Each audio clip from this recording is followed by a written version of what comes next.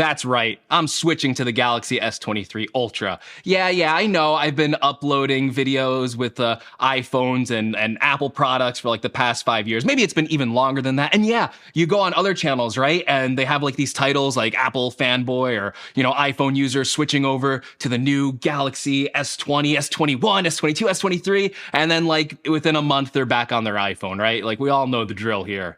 And that's probably the same with me. I'm an honest guy. I don't plan on switching to this thing full time. Sorry if you clicked on this video going, you know what? Samsung, they finally did it. They finally beat Apple. They got Greg's gadgets. You know what? They didn't get Greg's gadgets quite yet because I still have to test this phone. It's still in the box. I still haven't used it at all. So who knows if I'm switching? I'm guessing probably not. But with this phone in particular, I want to do a video on it because I've just been seeing so much hype and I want to get to the truth of this phone. Is this Galaxy S23 Ultra, is this really that good? Or are people just trying to like fool you here? So let's go ahead. Let's open it out of the box, right? We're given raw reactions from the Apple fanboy iPhone user perspective. You're getting the whole thing here. So look at this box. It is kind of Spartan. Look at that. Look at it's peeling off the sides here. Look at the quality control on this. Samsung, you got to do better. Everyone can tell I just opened this. How am I going to return this later when I got to return it? And you pop it up out of the box. Is that the phone right there? That is okay.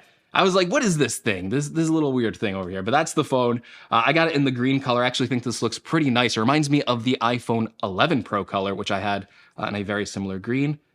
This is the camera system on the back. It's a pretty big camera system, kind of going straight down. You got a lot of different lenses and cameras on this system over here for the S23 Ultra.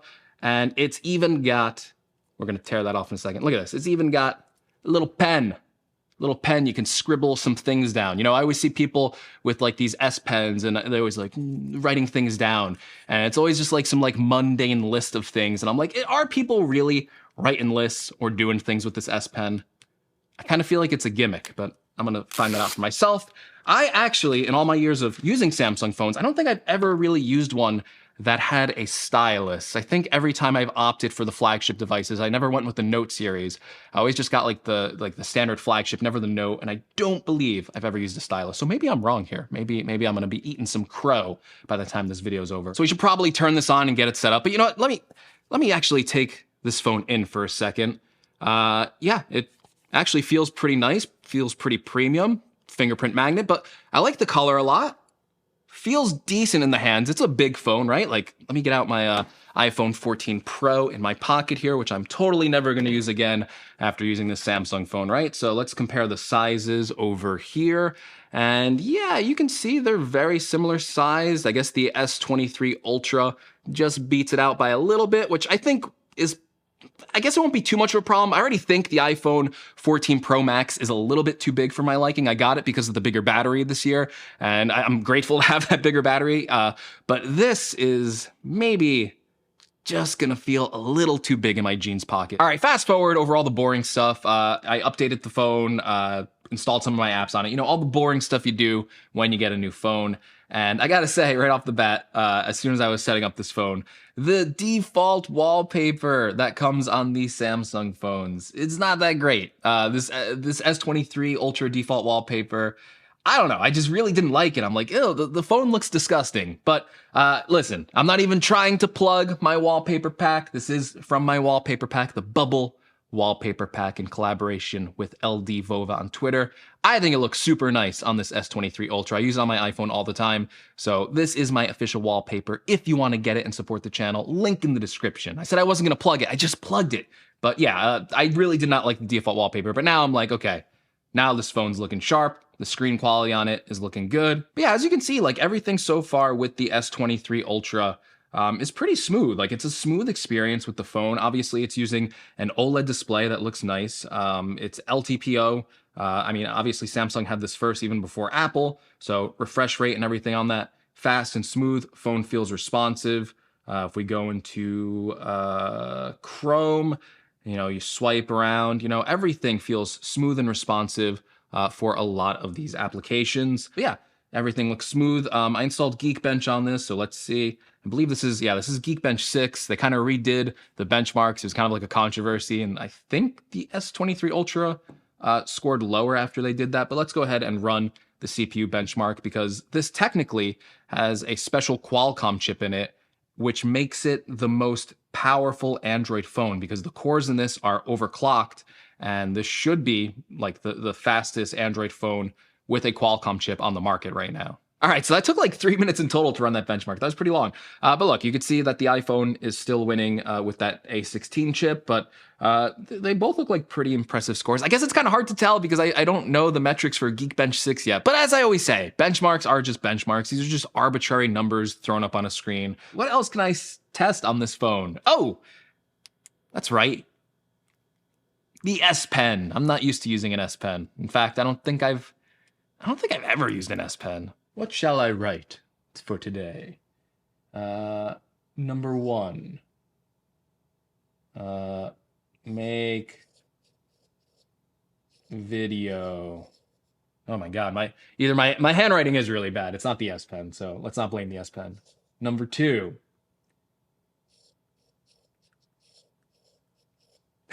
What's with that sound?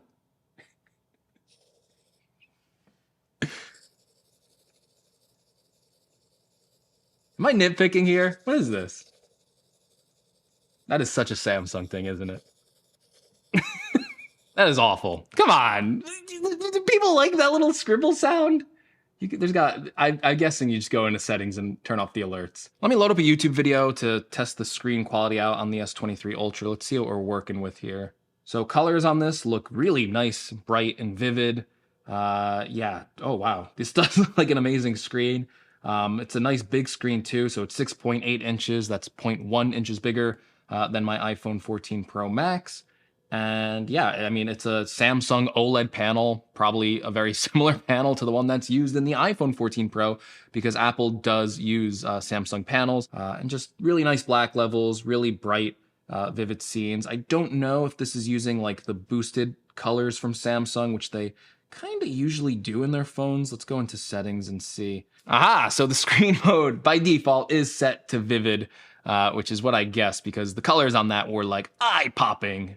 I tend to like a more natural screen, just because when I just kind of want to see the accurate color representation of it. I know a lot of people do like vivid because, hey, why not have like a vivid image, right? Like we want to achieve a vivid image a lot of times to make like the screen pop and it just looks better.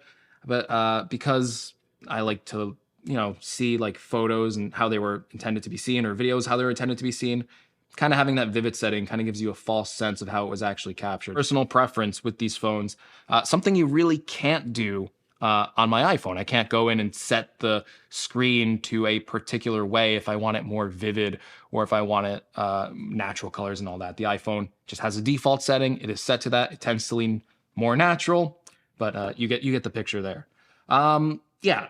Oh, speakers. I should test out the speakers. I heard good things about the S23 Ultra speakers.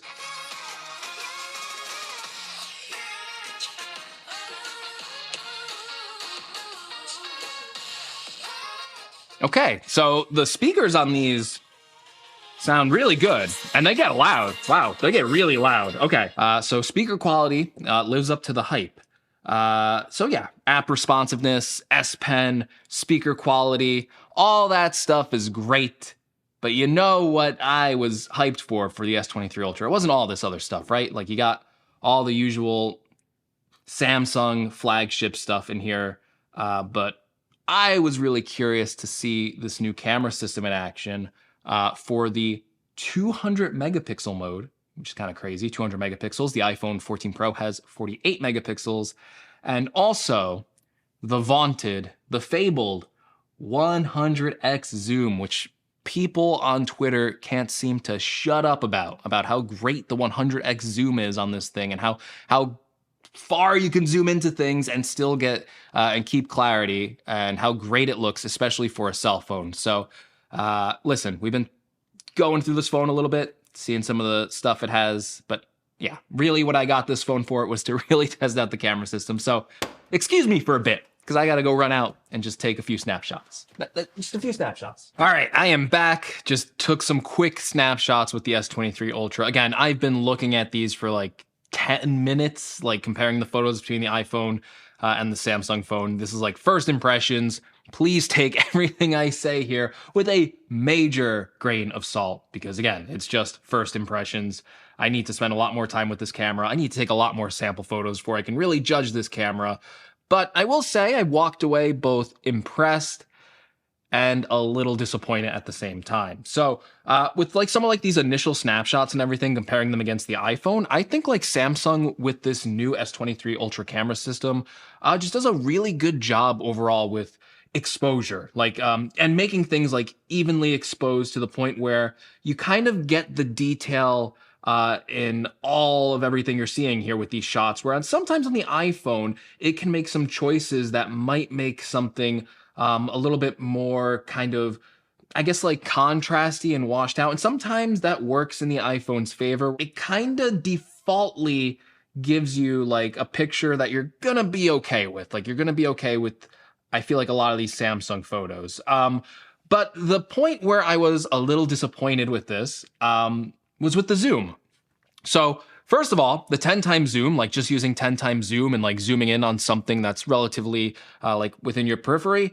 Yeah, the Samsung does a way better job than the iPhone's max 3x zoom. The pictures have more detail on them, better colors. They're overall sharper than what the iPhone can do by digitally cropping into 10 times zoom. That is great. Like if I'm looking at this now and I'm looking at iPhone camera lenses, I would want Apple to get rid of that 3x camera because they have that new 48 megapixel sensor. They can just punch it on 2x. I would like them to get rid of that 3x and add a 5x or a 10x and really compete more on these higher zoomed photos. But, you know, the promise of these Samsung phones is, oh, you can get 100 times zoom.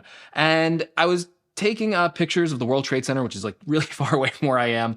And, I did like the 30 times zoom. Like, let's give this like a little bit, because I know it's going to crop in when it goes to 10x. Let's do a 30 times zoom and compare that against the iPhone, like going up to like 15x.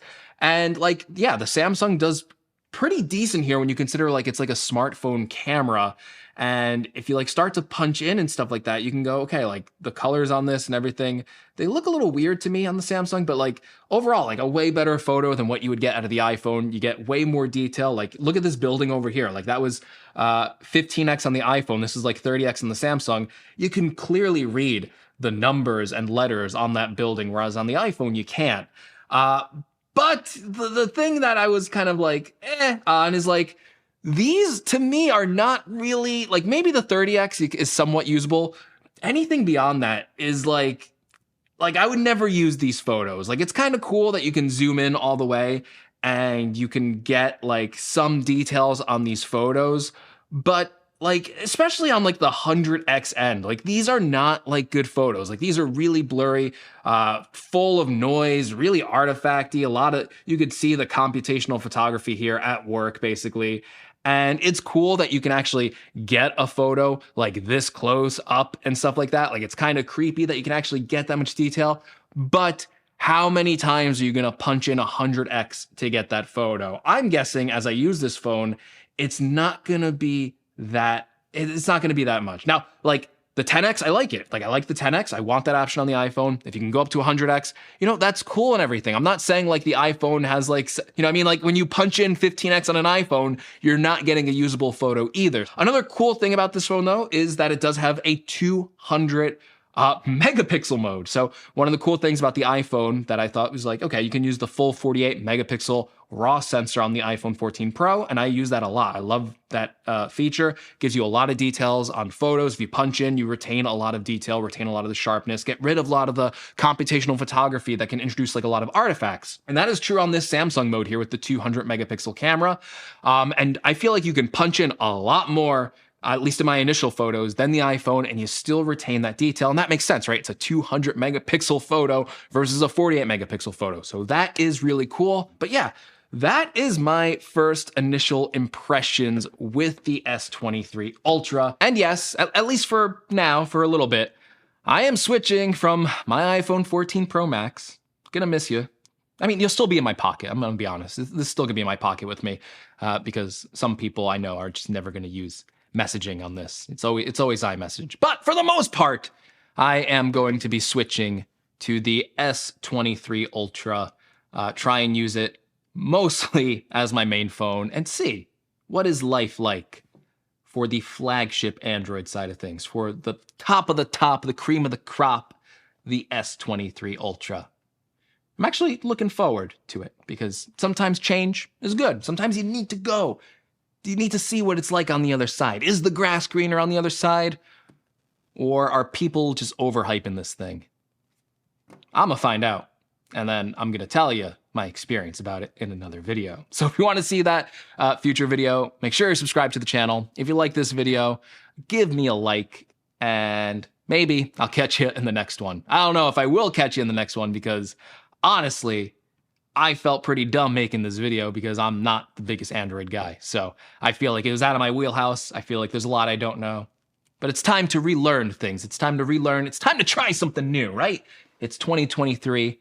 Time to try something new. Time to stop being afraid of life. When you have the S Pen, everything is possible.